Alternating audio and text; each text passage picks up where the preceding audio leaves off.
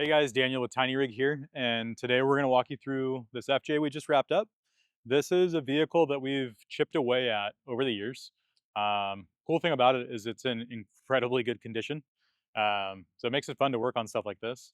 The installer who worked on most of this actually owned the same year FJ, had the same front bumper, so it was cool for him to go back after a few years and be able to work on it again. We're gonna walk you guys through it, show you guys some of the stuff different than our normal videos, but this one's pretty well thought out and a little bit unique, so we thought it was worth showing you guys. So up front, we've got ARB's front bumper. We've got the lighting package with it as well, so we've got turn signals on there. You'll see some diode dynamics fog lights, light force, really high output lights. As soon as we turn those on, those things, it's daylight out and you can tell how bright those are. We've got a worn M8000 winch on there with factor 55 hook and fair lead. So it just came together super clean. I mean, not a whole lot of special stuff on here other than the fact that we had to do a little bit of a custom modification to make the diodes work in those fog pockets.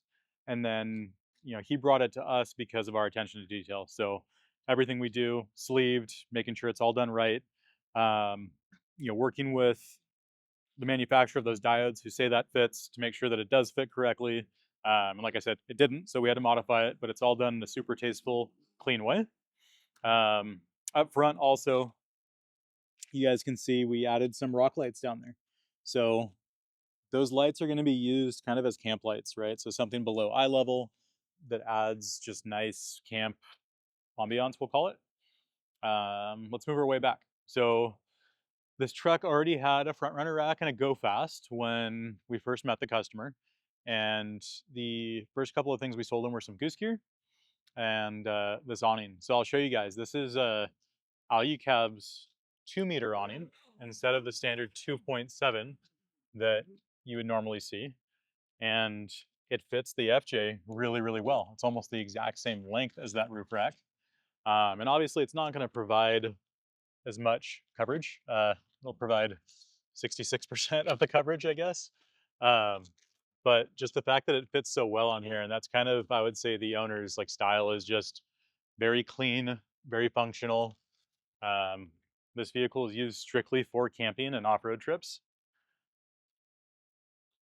but really cool, nice, clean setup on here. Now, Alu-Cab's awning, they do make it in a 180 as well. So you can get a 180-degree awning, and then also obviously a longer length of this. And nice thing about it, right, is it's freestanding. So if you're at camp and you're set up, sun rotates with it being a little bit of a smaller awning. You just can rotate the vehicle. You don't need to put it away to be able to do that. So just flip and spin the vehicle around. Also, a couple things to point out. So the canvas on the Alu-Cab's super durable. There's an anti-reflective coating on there so that when you're standing underneath it, it does break a lot of that heat that you feel typically coming through the less expensive awnings. Every part on the awning is replaceable. So if you tear your canvas, we can get you brand new canvas without replacing all of the parts. You break an arm, same thing.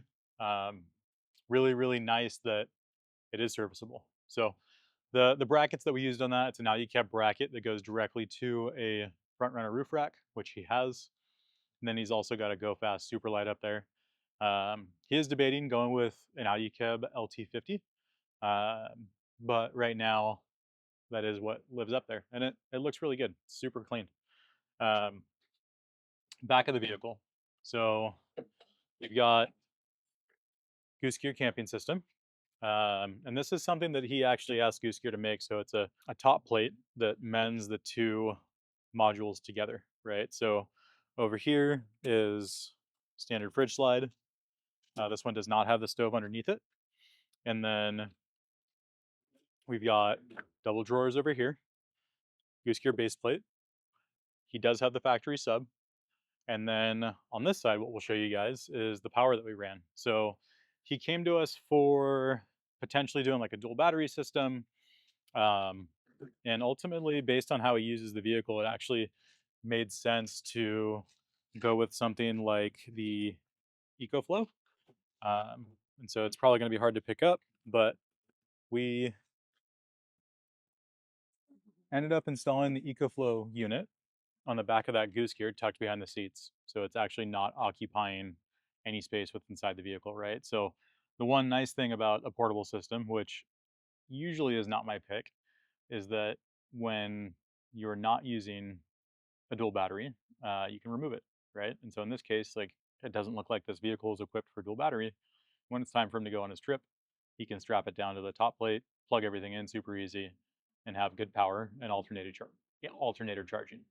So super clean on that. Routed that through some grommets, um, sealed it all, and protected it from the elements. Additionally, we'll pop the hood.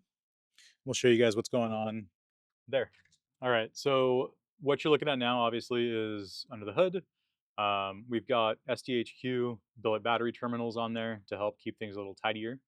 That is a older power trays unit with an sPOD Bantam on it.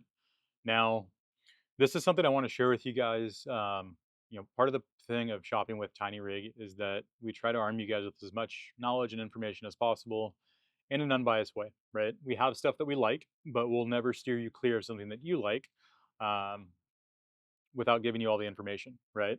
So that you can make the choice for yourself. Now, this sPOD, we had to warranty 3 times during the installation. 2 faulty units, faulty wiring harness. It does have the touchscreen inside, which is really nice.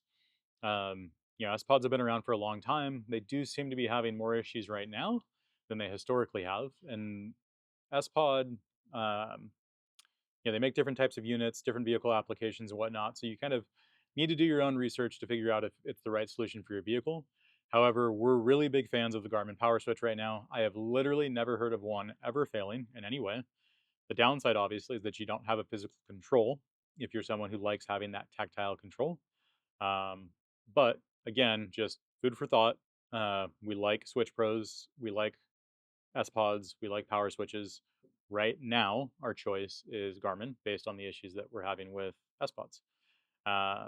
So again, sleeving everything, labeling it so that it's serviceable, you know what it is, using everything correctly, never drilling through fuse boxes, and just making sure things are nice and tidy. So over there on the other side, we've got an ARB compressor, and we've got just the chuck mounted to it right here, power switch right here, right? And so the toggle switch for the compressor, a lot of times if you are going to plug your air in right here, it does not make sense to put a button inside the vehicle, and it doesn't make sense to occupy one of the sPOD locations.